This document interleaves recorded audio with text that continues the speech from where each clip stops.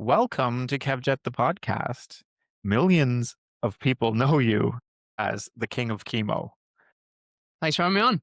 It's nice to see you again because we saw each other a few months back at the Terry Fox Run in Battersea Park. The King of Chemo.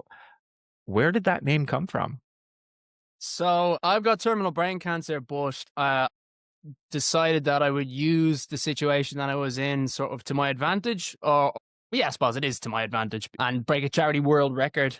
And the reason why I said my advantage rather than to, sort of its advantage is because I really try to push as hard as possible to not make myself out to be like a solely altruistic person who's just like, I'm doing it for the kids, because that's just not true. I'm trying to break this world record for most money raised for running a marathon as a challenge to myself, but then I still want the fact that it means something outside of that. But I think that is just something that you see too much, where people pretend to be nice when they aren't really, and then they want the credit for it. It's just like, man, just like, don't do that. So yeah, but I just saw this opportunity where I have brain cancer, and brain cancer doesn't shut down the body. It doesn't like sort of degrade as a normal or a more common form of cancer would. And so I didn't know anything about that. And I studied nursing and paramedic science. So like I have a knowledge of, very basic knowledge of medicine. And then through that, it's like I didn't know anything about how brain cancer affected a body. So then I said to myself, all right, well, most people probably won't know that then either.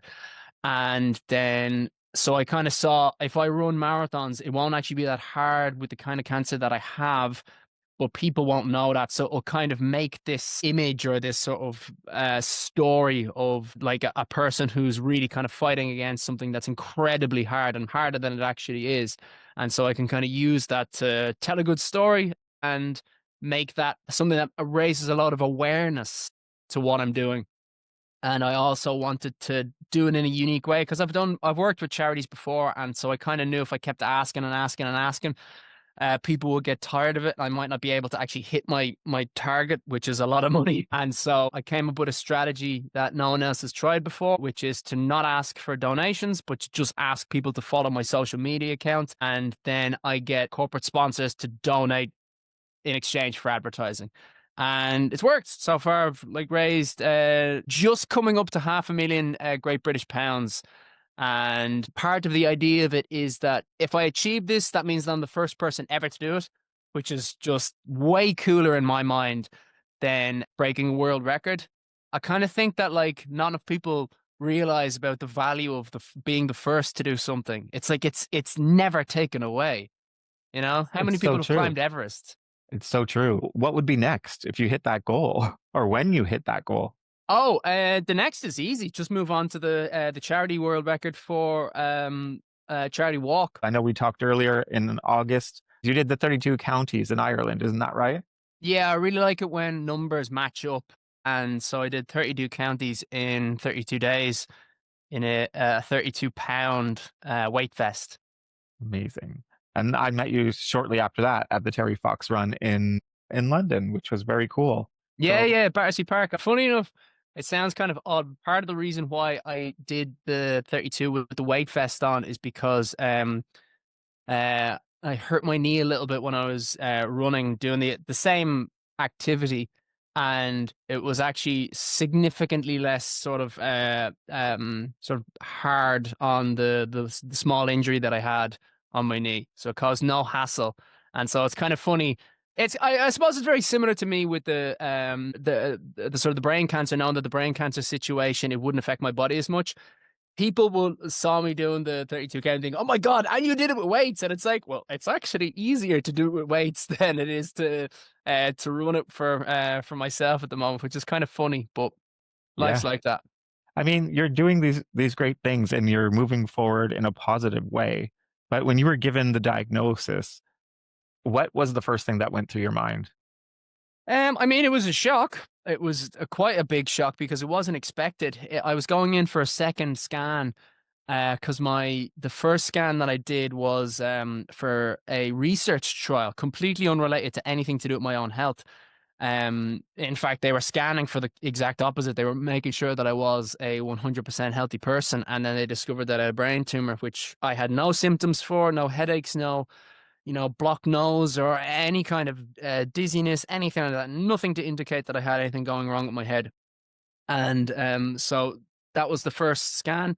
Now, they did think that it was benign, so I wasn't worried. I was a bit sad with a couple of things that were taken away, which was like kind of like a driver's license and a handful of other stuff. But then the second time I had the scan, they determined that no, this has grown quite a bit, which would indicate that it's almost definitely cancerous. And so that was very shocking. But then, kind of in the situation itself, I kind of was like, all right, well, keep your composure as much as possible right now because you're in a doctor's appointment. You're not going to get a lot of these. You're not going to get as much time to be able to ask questions that are important about information. And so I was like, all right, well, hold it together for a second. You can kind of feel the oomph afterwards. And I asked the kind of the important questions about what was coming up and what was surgery and how it was going to be affected. And then when I came out of the hospital, I kind of like looked back on myself in the room and I was a bit like, uh, well done. You handled yourself well there. Now, like kind of you're allowed to let it loose. And then it was like, oh, but first, what are you going to do with your friends and family? And then I was like, okay, well, hold yourself together until you think about what's the right thing to do with your friends and family. And then it kind of just became that like an ongoing thing where I never like fully sort of let it all out and got really upset because it was always like a thing where it was like, hey, look, you can hold yourself together, so why not continue to do that? And I still would like sort of think about it where it's like, because obviously it's a very important thing to be able to let it out and not just think, everyone will hate you if you like, let it Mhm. all out. But then on the other side, it is also, do you need to? Because it kind of becomes a bit of a self-fulfilling, for me anyway. This is not something that I would advise to everybody. But for me, it became a bit of a self-fulfilling prophecy where it's like, I'm not upset and I'm glad that I'm not upset, which would kind of keep me in a slightly good mood because it's like, well done, you're one of the lucky ones that doesn't have that isn't suffering from like severe sadness or like mental health issues. Because like if you think that it's down to just your grit and your willpower, it's not. It's down to the chemistry in your brain. And I've got a brain tumor. It would seem like in regard of like mood regulation that I am very lucky with that. So yeah, I was just kind of grateful for the situation in that regard. What kind of treatment have they offered you? So yeah, so in the meeting they kind of went through what was sort of available, Mhm. and for me it was fairly much just, do you want to have an attempt at surviving or do you want to just take a complete risk and go with the holistic approach? And I was like, all right, well, let's go with the standard, the gold standard that's just proven success, not survival rates for terminal brain cancer, but improvements of length of life expectancy and life quality. So I was like, yeah, okay, give me the chemotherapy, give me the craniotomy, give me the awake version because they're able to sort of negate through the minefield of the brain surgery itself if you're more awake because you guide them with responding in certain ways. What was that like? Unpleasant to say the least, but again, it's like it's you're giving the doctor the option of being able to navigate your brain better, and it's, pardon the pun, but it's a no-brainer for me where it's just like, do you want to come out of this with a far higher percentage that you will live longer and you will not have as much literal brain damage? And I don't understand. Like, I know everybody has their own way of dealing with certain things. And like, some people will need a huge amount of support from their friends and family afterwards and all those sort of different things and how everybody deals with such a terrible situation. Mhm. But like anyone who wouldn't choose the awake surgery, I don't understand them. At some point, it's kind of like there's fear and there's things that you don't want to do, but then there's just like, you are suffering for 3 hours for the rest of your life to be improved by a huge margin. Like, how could you make any other choice than that? Wow. With so much of your life dedicated to legacy and impact, how do you define a life well lived? now? Hmm. I suppose a quick one would be go back to that thing. I think it's Socrates who said it, where it's like, it's a pity for a man to go through his life without ever discovering the limits of his body.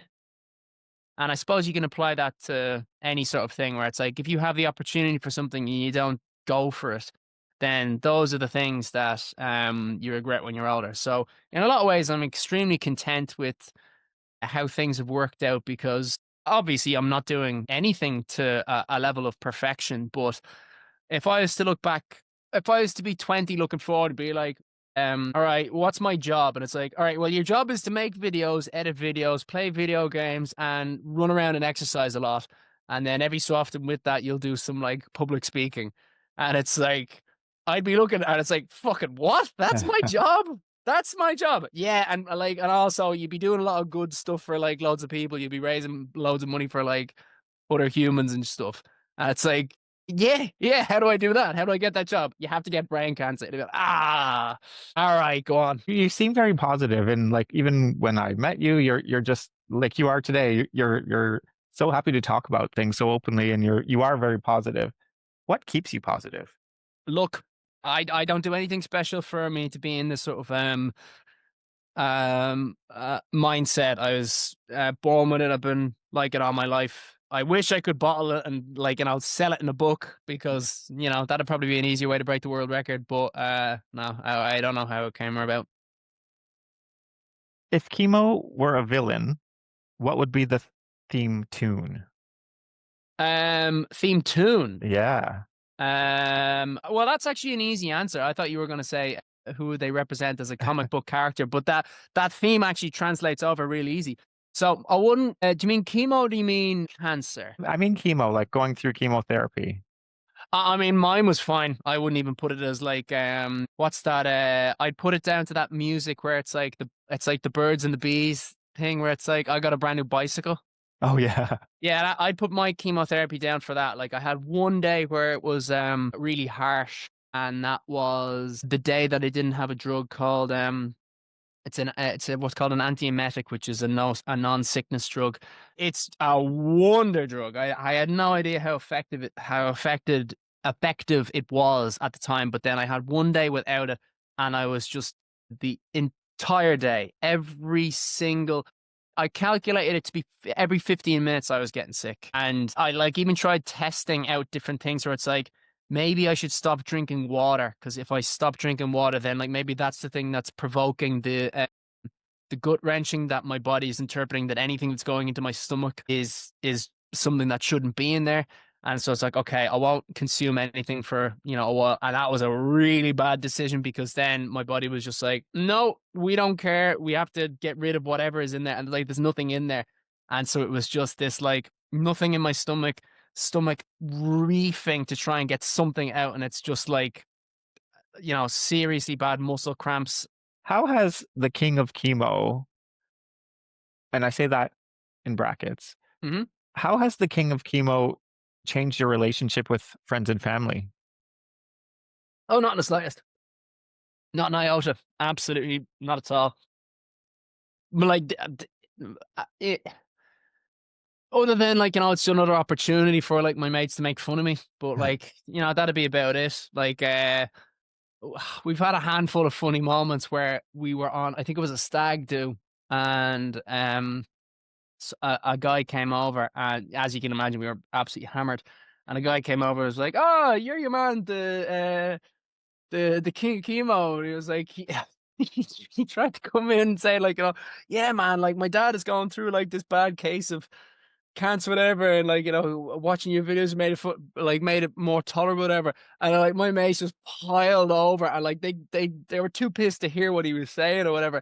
And they were just like grabbing him and grabbing me and like kind of waving around and being like, it's all fake, it's manipulation. And they're like trying to take the piss out of him and me at the same time. It's bullshit, he's keeping all the money. And then the other guy copped on like they were messing around. They weren't being serious in the slightest, but he was still like kind of, uh, yeah, okay, you're out having fun with your friends. Nice meeting you, whatever. It's just kind of like, completely changed the mood that was like trying to be set, but it was just they came in and just fucking ruined it. And it was, Do you find that a lot of people approach you when you're out?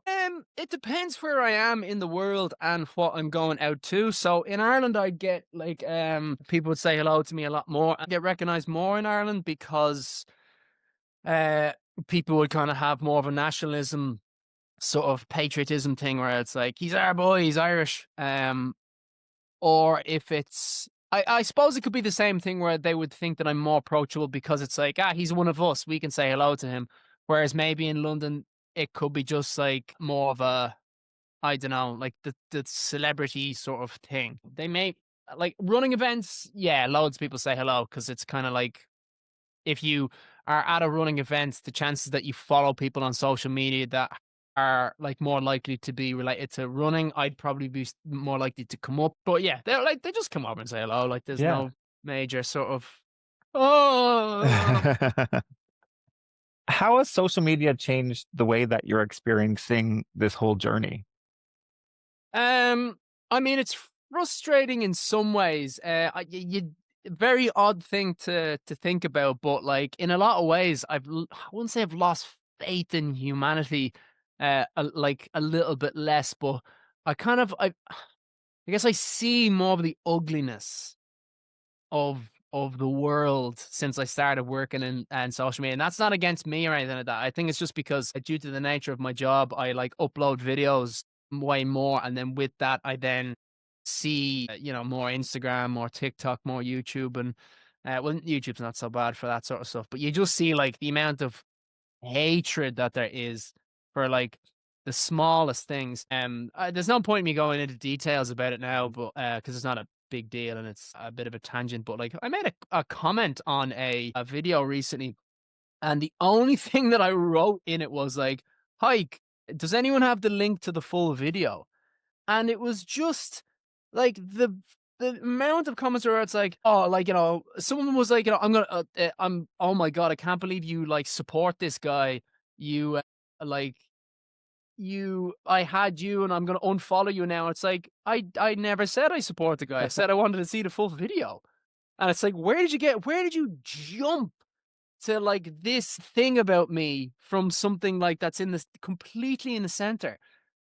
Like, and he wasn't the only person that said it. And I was like several, and like even in that, I even corrected in the comments where it's like, I never, like, I do not support this person at all. That's why I want to see the full video because I want to see the context of what happened before, this thing was said. Because I think what he said in this video was very rude. And it's like, Social media yeah, is fun. It's fun, isn't it? yeah, and but like I don't really get that much kind of like backlash or anything like that. But it's within that itself that I can kind of see like it's the amount of division that there is in the world, and you see that it's like the did you watch Traitors by any chance? Yes. So Traitors is actually the concept of the show is based off of scientific research like about how lying there's no way to actually tell what a lie is. You'd see it in a lot of television shows or whatever, but it's complete nonsense. And one of the big reasons that this sort of thing was so important was because in court, so many people get thought of as like get imprisoned and get like thought of as the not the victim as the person who committed the crime or whatever Hmm. because the jury doesn't like how they react. But it's like this person, I think she's the killer because she is just so like calm and doesn't say anything and she's not crying. She's not crying. And it's like, well, many people react different situations. She's not the killer because she's in shock. That doesn't mean she's a liar. It just means that that's how she emotes. Yeah. And then you could go the other way where it's like this person is crying too much. She's putting that on. She's a liar. He's a liar, whatever. And Traders, the television show, is actually kind of like a way to highlight how no one has a clue. If unless you are given clues, unless you're given things to go on, like police evidence to go on, it's all bullshit. And you can kind of see it from the outside perspective where it's like everyone just starts accusing everybody. And then once there's an accusation, even when the person says, like, but why would I do that? Aha, but that's exactly what a traitor would say. And so I kind of like that Shredders is comedic show, but it's almost like I see it so much more in in social media itself, where these accusations and there's assumptions that someone always has the worst out for someone else. And it's almost like people forget about how easily humans get along. We're made to do it. We get very upset and lose our minds when we're isolated, when we're not around other people. It's like massively unhealthy for us to do so. But, we kind of get sucked into it by like assuming the wrong thing. It's so true. How did you choose your crown? I didn't. Like, it was a suggestion for a nickname because me and my friends, we always have this kind of gag that we say, I'm the king of anything. And it came from one of our friends who was on holiday and he came back 3 days missing. And we were like, where the hell were you? And then he just started going on this rant about like, sure, I went off with the locals and I was having a great time. They were calling me the king of Crete. We were in Crete in Greece. And then we just laughed our heads off, and that quote just stuck in our friends group for years and years and years. And when I was going through chemotherapy, I just said it to my friends, where it's like, don't worry about me, lads. I'm the king of chemo. And then one of them suggested, where it's like, that's actually a good username for a social media thing if you're considerate. And so it just came from that. When did you realize that your social media was going to kick off the way it has? In a really kind of frustrating video when I joined TikTok, and I merely made a video of my other dog, who was a puppy at the time, and my niece, and she's just climbing up all over her, and that got like 15,000 views, and it was like the third video that I'd made on TikTok. No effort was put into it whatsoever. Nothing. I was literally just like, how does this thing work? And then that thing went not viral, but like compared to, I think I had been on YouTube for like 7 months at the time, grinding through the editing and the scripts and writing up all the stuff. And then it just went like that on a nothing video on TikTok. And so that was kind of the moment that I realized this is the way to go. But it was kind of bittersweet because it was like, this is how much effort you need. That's Yeah. it. Yeah. It's And then crazy. to kind of go back on YouTube, where it's like, what the fuck is going on with you? I've been putting months and effort into this thing. Why can't you do what they do? Do you feel that you have a bit of a responsibility? Like, have you built a community? God, yeah. Yeah, absolutely. I think a simple one would be much like if you watch The Crown, where a big part of like the job of the queen herself was to not have an opinion on stuff, and you kind of think like, as royalty, that's almost your job. And then this has nothing to do with me having a royalty sort of username or whatever, but the whole thing of like, don't be opinionated on whatever is actually your job, and it's your job to stay quiet and not say anything. At this, I kind of got used to it now, but at the start, that was something that really annoyed me, where it's like, don't be opinionated about everything. If you want to talk about this thing in politics, you have a platform, you should do it. But I constantly told myself, don't. And so in that sense, I would think that I have a huge responsibility to not voice my opinions on things, because there are many people who follow my account that would have completely different opinions, whether they be on policies or religion, whatever, like anything that is divisive. Then it's my job to not push one side, because that's not what the ultimate task is. The ultimate task is to break the world record for cancer research and nothing else. And I think that it would actually be very selfish of me to get on and use the platform to try and push something else, because it's not what everyone else signed up for. True. November is Men's Mental Health Month. So I'm just curious, within your friendship group, do you have a lot of support? Do you talk about what your diagnosis? Do you talk about what's to come? Do you talk about all those emotions? Um, no, not really. But like, so a lot of people might argue that I'm still in the sort of the denial phase of the going through you dealing with death.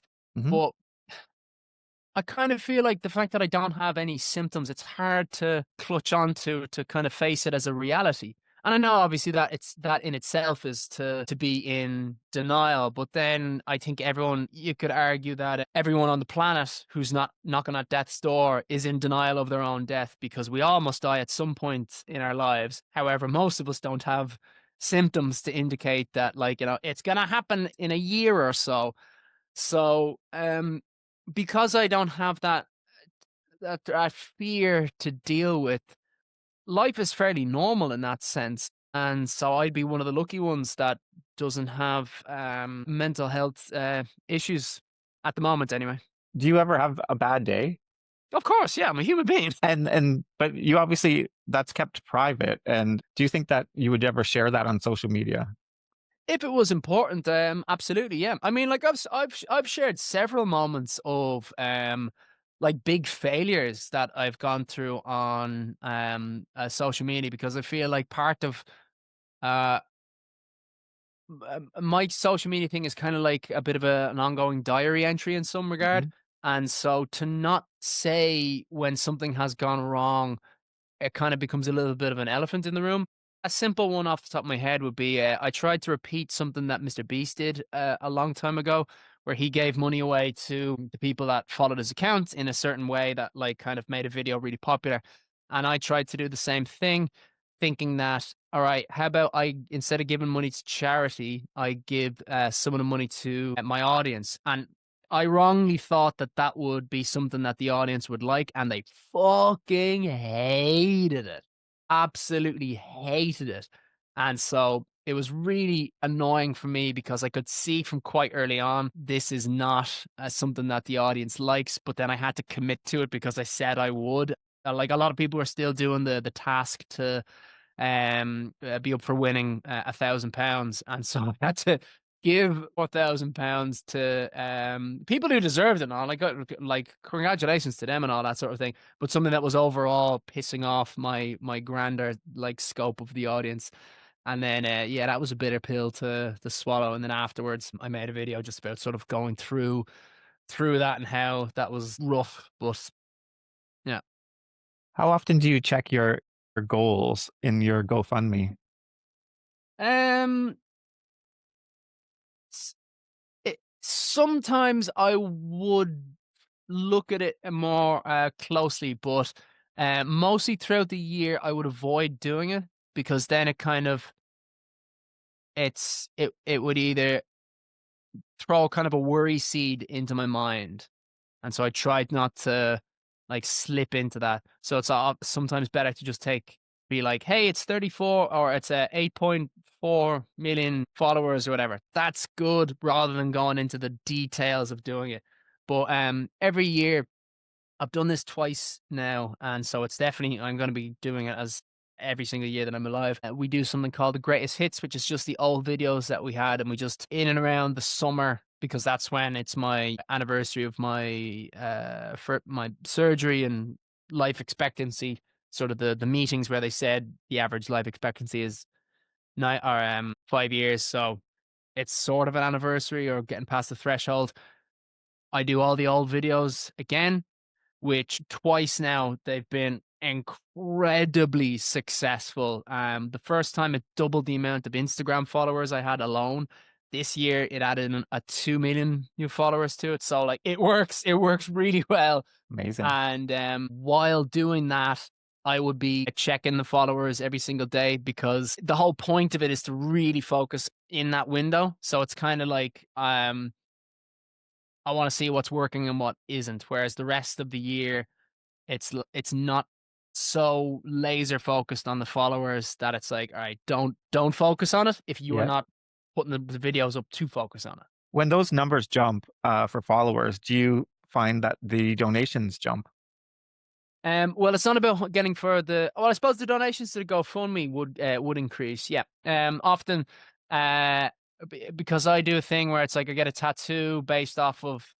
I was going to ask you about the tattoo thing. I Yeah, yeah. love that whole I love the whole concept. Can you just let listeners who don't know about it how Sure. it works? Actually, these pants are stretchy, so I can actually show them off.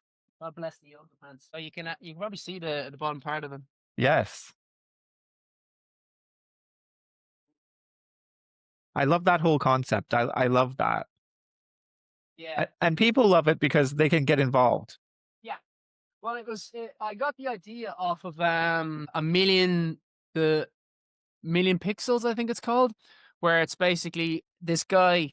He sold a pixel on a sort of an image that he had on the internet for $1, and the ratio of the screens back then, it was a nice even million. And so what happened was the people started buying groups of the pixels in order to almost have an advertisement for their products or their brand. And so I kind of thought, hey, maybe I could do that, but with like tattoos. It didn't really catch on. I thought that maybe like, a big company might want to be able to get their a permanent advert on the leg. But I kind of think that maybe from the corporate perspective, it's a bit sort of too much, Yeah. Whereas if you were to be like, sort of pitching something in like a well-known clothing brand like Nike or something where it's like, hey, let's get like our Yeah. tick tattooed on someone. It's almost like they might not want to do that because it's almost too informal. But Which yeah. Do you think it's informal though? Because it's a good question, isn't it? that's just my guess as to why brands haven't sort of jumped on board with that. Also, I think it's the same thing of something that they're definitely a lot more cautious with over the last sort of growing years is I don't think any kind of company or brand wants to sponsor a person as much, just because as time has showed us, if that person has a human error, whether it be something quite dramatic or something very small, well, small relative to the thing, it can kind of tarnish their reputation. Tiger Woods is a simple example where it's like when he cheated on his wife and he lost loads of the brand sponsors because it's like, yeah, we don't want to have the association with, this sort of thing. And then obviously you can go to far, far, far worse celebrities that have done way worse things. And it's like, oh my God, we're paying to be associated with this scumbag. Like, let's, jump back from this. So I think that they, just in general, to want to be like, hey, we're going to give you this much money to have our icon on your leg. It's kind of like a little worry that will be in their mind at all points where it's like, yeah, I mean, he seems like a decent guy, but who knows in 10 years when we find out that, like, he was doing this horrible stuff, that is Yeah. completely unknown to the public. And then it's like, well, we paid to, make ink him. It's so true. Are you continuing the tattoo scheme? Oh, God, yeah, yeah, yeah. I mean, just because it's not something that is directly related to, like I thought the hype would build up and then more and more brands would want to get in there because it's like the advertising is increasing and there's more awareness about it. Oh my God, he's doing this. But I mean, the actual audience, they really like doing it, and it makes it a thing where people can help out with the funding that's needed around it just to exist, just to pay the bills and whatnot. But it also feels like I'm giving something to them. So it's not just kind of me having my hand out saying like, hey, give me what you have. Whereas this is more like, hey, this is something you're buying something to like a piece of entertainment. Sure. How often do you have people that reach out on social media that say they're in the same situation as you? Well, it's unfortunately hard for me to sift through just because the amount of shite that gets sent that is completely unrelated, and not even like completely unrelated in the sense that like a lot of religious stuff, because I would argue that that is related because I'm dealing with death and there, so it's like the afterlife. But people would just like send me videos of like someone who's speaking a completely different language and like hammering nails into a wooden board, and it's like, why are you sending me this?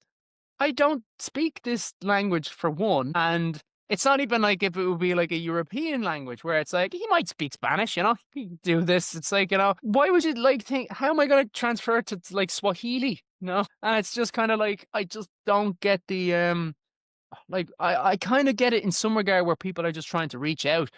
But unfortunately, what it then does is it just clogs up the inbox, and it is often a tedious waste of time for me to try and sift through um to see if there's something else in there, which is really sad because there's a lot of people that have reached out, and sometimes it does manage to kind of get through. It's seen for whatever reason, and you find out about something that's very important or compelling, or hey, there's a school nearby where you live, and someone has they're doing a race for a pupil that is in there who has a form of cancer. Uh, would you come down and like referee the race or something? It's like that's something that I would definitely do. I think that is a very it'd be quite an honor to do something like that. But I don't see that because someone is sending me like the hammer and the nails Sure. nonsense. Sure. I like to do something called Kevjet's quick fire questions. So I just Sure. thought we'd jump into that. So my first question is, what was the first thing you Googled when you were diagnosed? Um, I can't remember, but I probably something about the craniotomy. I definitely remember looking at that and being somewhat proud, being like, a craniotomy is the most dangerous surgery that is available. It's like, okay, that's kind of cool. I can now say that. I would have thought that it would have been like open heart surgery. Nope, craniotomy, most deadly surgery. Amazing. Woohoo. If chemo were a cartoon character, who would it be and who would you be? Okay, it's not quite right, but I feel like this metaphor is too close to avoid. And the one that I always use with cancer itself, I know it's not chemo, but I'm cheating a little bit here. It's Thanos, because if you think about the concept of the snap in the Marvel comics, where it's like half the population turn to dust and pass away, and it then affects the other half, not equally, but significantly. And I kind of feel like because the statistics for people to get cancer at some point in their life is 1 in 2, it's not much different to the Thanos snap, where it affects everybody just because it doesn't physically affect you or I. My mother like is dealing with breast cancer at the moment. She's clear of it at the moment, but like had I not had brain cancer, cancer would still be affecting my life significantly. Cancer has already affected my life significantly. Like, I got cancer when I was 30, but like, um, my dog died of it. My granny died of it. My auntie died of it. And those are just like my like inner sort of netted family. So yeah, Thanos snap. What's the biggest or the weirdest chemo superstition? Um, I actually haven't heard that many weird superstitions about chemotherapy. Like I've heard some people say about like sort of what they wanted to push away from it because it's a poison. And it's like, oh, you shouldn't do chemotherapy. It's bad for you. And that's true, but I wouldn't say that's a superstition as much as it is. I don't want to say an ignorance, because there would be doctors that would look at it from a different perspective and say like, here, look, this is poison. Maybe we should find another way. So I wouldn't call it ignorance, but often you'll have someone who sort of makes a bit of a blanket statement on something that's like, not so much. I mean, so I can tell you the amount of like,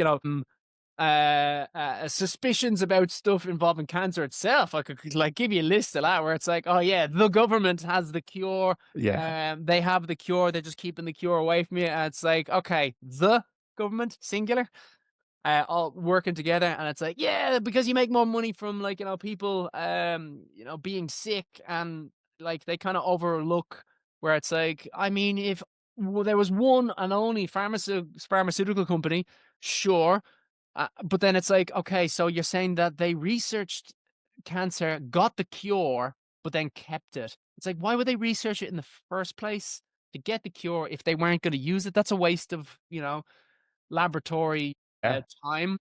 And also, it's kind of like, how often could they keep that secret? Why would they then have these doctors who were like, yeah, we're going to pay you a lot of money to find the research for cancer or find the cure for cancer, but then you got to keep it a secret and never mention it to anybody. That's like, I don't think that they're going to be able to keep that a secret for very long. But like, even within that, like, it just goes against the business in a capitalist world, where it's like, all right, let's say you have 3 pharmaceutical companies and one of them has the cure for cancer. Sure, to keep people on chemotherapy throughout the longitude of their life probably is more beneficial, but that's beneficial for all 3 pharmaceutical companies. If one of them has the cure, that puts the other 2 out of fucking business. And it also means that like, if you don't think that you'd have an ongoing income from the cure for cancer because it's like, it's cured, it's gone forever. Okay, but people will still get it. Yeah, people are still gonna get it, they're still gonna be like, a 2-year-old now who will be 50 in, 48 years and they've smoked all their life. They're probably gonna have cancer, and then the pharmaceutical company that has the cure will make the money. Yeah, And like it's just I can understand the reason why the sort of the suspicions or the conspiracies come about, because pharmaceutical companies, it's not like they're angels. That is like, there's no denying that. So many of them are scum of the earth. Like there's the guys who are running the basically selling heroin, what's it's like the opioid crisis in the United States. oh yes, uh, Oxycontin? yes, Oxycodone? yes, Yeah, it's like, yeah, everyone who works for that pharmaceutical company is an awful person. And if you believe in like Christianity, they are going straight to fucking hell because they are the worst manipulative drug peddlers in the world. But they've danced around the legality of that staying, and with the medical system in the USA, it's like it's somehow legal to do that. But like, yeah, that doesn't necessarily mean that it's still sort of a blank statement out of everywhere that of course they're going to hang on to the cure for cancer. exactly, Steve Jobs would have been one of the most powerful, wealthy human beings on the earth. But not only that, you could argue fairly well that, like, if you want to talk about conspiracies or sort of like, secrets that are going on, I would imagine Apple has a huge amount of information on people that is not sort of legal to have. exactly, So if you think about access to information, if anyone was going to be able to, like, discover the secrets of something, I would say Steve Jobs would have probably have quite the advantage on that front, seeing as how he has spyware in everybody's pockets all the time. exactly. We're all walking around with these iPhones. Yeah, exactly. So I don't think it would have been too tricky for him. You might like one of the upcoming projects that I'm trying to put together with specifically for breast cancer, because my mom has breast cancer herself. So I suppose to go back to what we were discussing earlier on about how there's just so much division in the world based off of so little. I really want to get five men to dress up as the Spice Girls, attached to each other by a pink ribbon, because that makes us a 5-person costume, and to try and break the world record for fastest 5-person costume, which is just under 4 hours for running a marathon, which is hard, very hard, but it's something that I think could be done. And then the pink ribbon is to represent breast cancer. And I just think it'd be a nice little sort of thing to do, where it's like just a little reminder where it's like, yeah, sexism, that's gonna exist forever, but like it'd be nice every so often to be like, we are still on the same team though, and generally we do actually get along fairly well. So like, like every man has a mother, like family members. It's a nice way to just be like, we don't have to fucking all day and Exactly, night. exactly. Well, that's a great idea. I'm going to be looking forward to seeing that footage on your social media. Yeah, yeah, yeah. It'll be a while because, like, I kind of feel like they have to be other guys of notoriety. Otherwise, well, not otherwise, it will still be really successful. But I kind of think, like, if we have 5 guys that kind of are known publicly enough and then sort of match each Spice Girl appropriately, then I think that just will really add to the amount of people that are going to be aware of the situation, and then it'll just make stuff a lot more fun. Someone else suggests I told this thing, and then someone suggested, oh, you should do the same thing again, but do it in America and get women to dress as the Backstreet Boys. And I was like, that's brilliant. But and then get them to raise money for like testicular cancer or something. That's a great idea. It's a Yeah. great idea. How has this journey changed the way you think about your legacy? In a lot, like, often you will hear me saying on videos about how I care about my legacy, but that is literally just a quick way of saying, without going into complications, because like people have a very short a sort of retention level or attention span, whichever way you want to say, on how long someone will stick on watching a video. And so I'll say like, oh, I want to leave behind this legacy. I really don't. I just, from like whenever you hear like old stories of, like Achilles or whatever. And like, a make believe person, but like, let's imagine that he was a real person. No one really knows anything about him, really. They know about sort of the things he did, and in a way, it's sort of like he's not really remembered then, is he? And you can even apply that to like some of the more like well-known people in the world. You can look at Muhammad Ali and think like all of his stuff that he did, but like you don't really know who he was. And so it's kind of like you don't remember people. You almost remember like an idea. You remember like a character. And then it's almost like if I was to be remembered in 100 years' time, and if I was like a ghost or whatever, and I could see what people were talking about, I'd be like, I'd find it frustrating. I imagine because some people would be like, oh yeah, that Welsh guy who raised money for like this thing, and it's like people would get things wrong, and it would just be like, God, no, you're kind of right. So memories and legacy almost is not something that I care about a lot. For me, it's more like an idea that keeps going. And that's something that is my legacy. And I think there's something very cool about if I'm the first person to raise money without asking for donations, that idea then goes out into the world and it's something that other people could then pick up on. And so that's my legacy. It's that I put an idea into the world and it was grasped upon and that someone else sort of followed suit. And keep it going. Yeah, exactly. The torch has been passed on. More people are trying it. I think there's something really fucking cool about that. Even if it's like any kind of concept like that. Like if you came up with a recipe that like then sort of became popular. I think there's a real beauty in that in some regards where it's like, yeah, you came up with the concept of like mixing a peanut butter with fried eggs on toast, and now everyone is doing it. And it's like it's nothing, but it's also just a really cool thing that you passed information on to other people who don't know you. They never will know you, but they're making fried eggs with peanut butter, which is really nice, by the way. I'll have to try it. If you like peanut butter and if you like fried eggs. What's next for the King of Chemo? What are you most looking forward to? The next, I suppose, the London marathon, which is in April, and then within April, I kind of looked at some of the other marathons that I quite like to do because I want to tinker quite a lot with the marathons this year with sort of new stuff that I've never done before. I couldn't pronounce it properly for you, but if you write marathon backwards, there's a thing where you do a double marathon, and what you do is you start at the finish line at night when they've kind of laid out the track, and then you run or walk, whatever, to the start line, and then you wait for your wave to start, and then you start again, and you go to the finish line. I kind of want to try that. Wow. And yeah, and then like loads of other little stuff like that.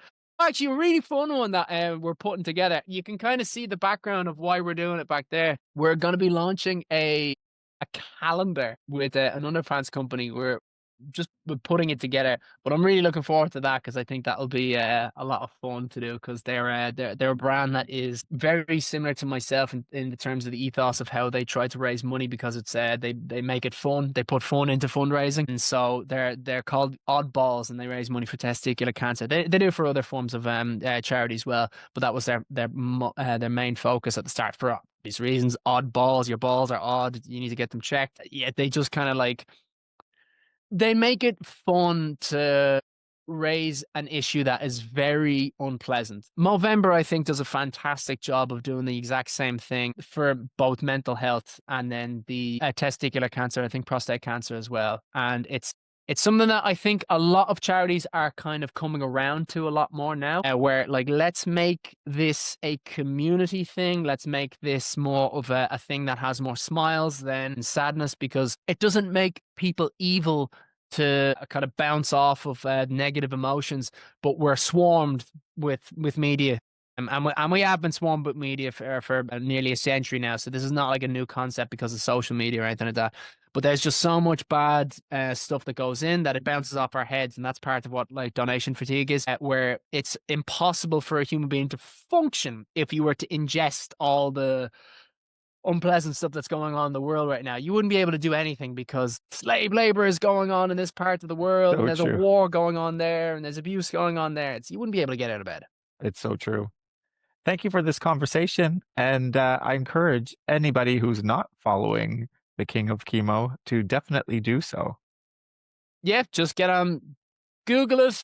whichever is your preferred platform. YouTube is probably the one that is the most valuable if you want to kind of like think about it like, how can I help raise the most money? Just because YouTube is the one that's the most susceptible to getting sponsors, and sponsors then donate to charity. Amazing. Well, I will keep in touch and I'll share all your great things on my social media and we'll speak soon.